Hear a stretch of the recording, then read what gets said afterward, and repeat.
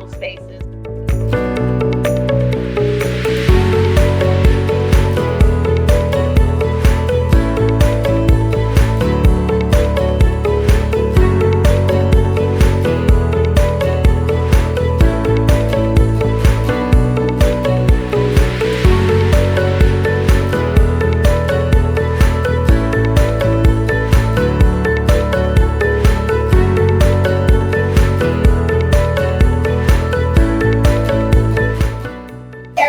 I have a lot of energy. I'm always super excited. I love color. Color brings things to life. People ask me all the time, how did learning in color start? How did you start doing this?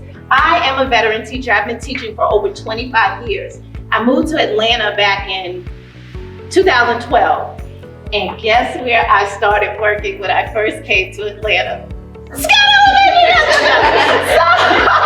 this is where I actually started working. This is where it began. It is very, very special because this is where it started at Scott. So thank you all.